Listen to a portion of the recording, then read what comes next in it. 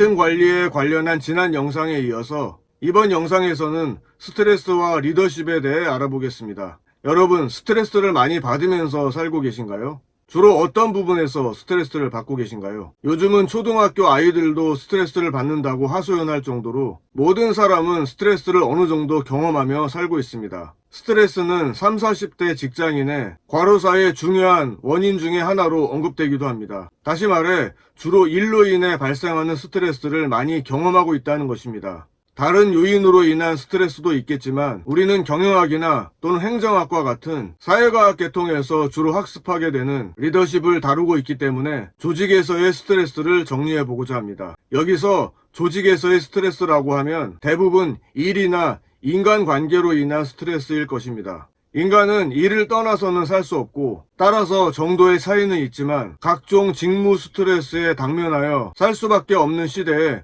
우리는 살고 있습니다. 이러한 스트레스가 점차 많아지는 이유는 정보통신이나 교통의 발달, 세계화의 진전 등으로 우리 사회는 치열한 경쟁과 급속한 사회 변화에 직면하고 있기 때문입니다. 이로 인해 조직 구성원들은 빠른 적응과 새로운 분야의 지식을 단기간에 습득하도록 요구받고 있으며 이러한 상황은 조직이나 개인 모두에게 엄청난 스트레스를 주고 있습니다. 문제는 이 지나친 직무 스트레스가 개인적인 스트레스로 끝나지 않고 조직의 생산성에 상당한 악영향을 끼친다는 것입니다.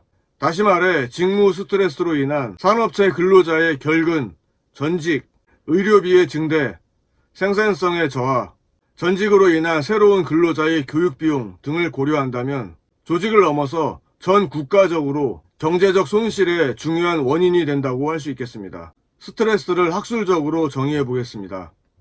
환경의 변화에 대한 반작용으로 발생하는 개인의 생리적, 심리적 변화, 개인의 능력이나 자원 한계를 벗어나는 위협적인 환경적 요구에 봉착한 개인이 경험하는 긴장 상태. 스트레스 연구의 아버지로 일컬어지는 셀리에는 스트레스의 완전한 자유는 곧 죽음이다 라고 표현할 정도로 현대인은 스트레스에 쌓여 있다고 할 수 있습니다. 그렇다면 스트레스는 마냥 나쁘기만 한 것일까요? 아닙니다. 적당한 스트레스는 삶의 활력소가 되기도 합니다. 적절한 자극으로 작업 능률이 오르고 개인의 발달에 도움을 주기도 합니다. 스트레스를 받게 되면 사람의 몸에 있는 자율신경이 자동적으로 활성화됩니다.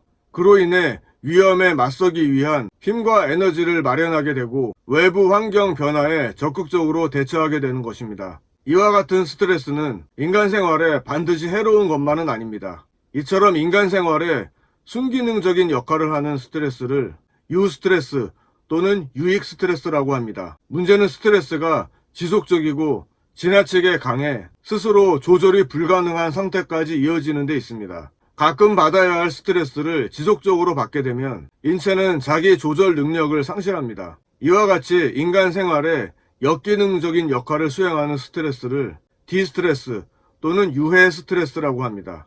이 좋은 스트레스와 나쁜 스트레스는 어떤 기준으로 나눌 수 있을까요? 전문가들은 예측과 통제가 가능한지 여부를 놓고 구분합니다. 사전에 예측할 수 있는지, 사후에 통제가 가능한지를 기준으로 우리는 좋은 스트레스와 나쁜 스트레스, 즉 유스트레스와 디스트레스를 구분할 수 있을 것입니다. 다음으로 스트레스와 직무 성과와의 관계에 대해서 알아보겠습니다. 이 그래프는 지난 영상에서 갈등과 성과의 관계를 설명한 그래프와 유사합니다. 이 연구 결과에 따르면 실제로 스트레스와 직무 성과와의 관계에서 적절한 스트레스는 직무 성과에 도움을 주는 반면 스트레스가 없거나 지나치게 많은 경우 오히려 성과가 떨어지는 것으로 나타났습니다.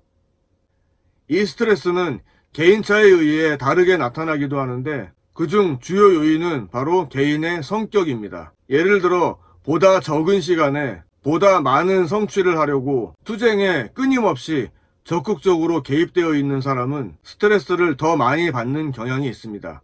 이러한 사람들은 대체로 경쟁적이고 공격적이고 시간적 긴장감을 느끼고 말투나 어투가 매우 빠르고 참지 못하는 경향을 보입니다.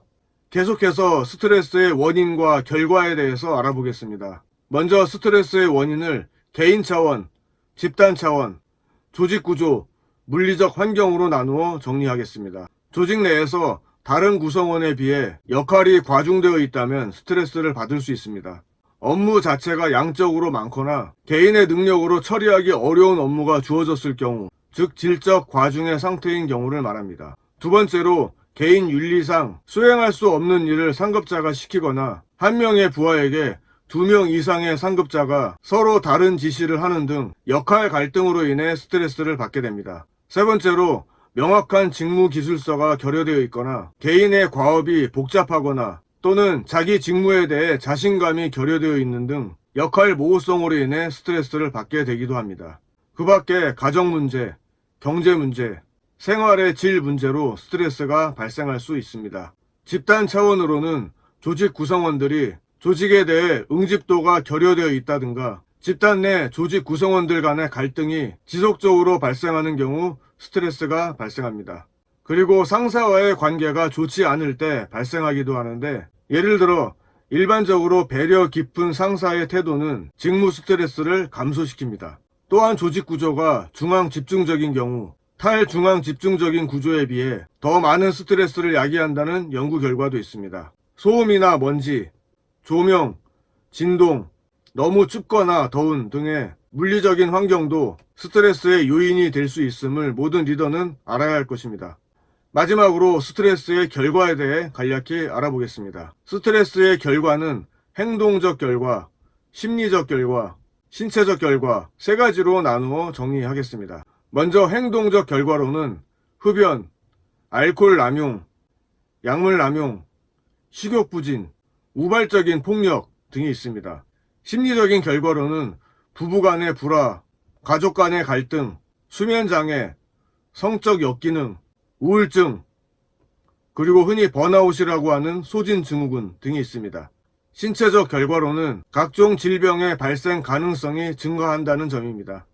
영상이 좀 길어질 것 같아서 스트레스의 극복과 예방에 대해서는 다음 영상에서 진행하도록 하겠습니다. 이번 영상은 여기까지입니다. 내용이 도움되셨다면 좋아요, 계속 정보 받아보실 분은 구독 부탁드립니다.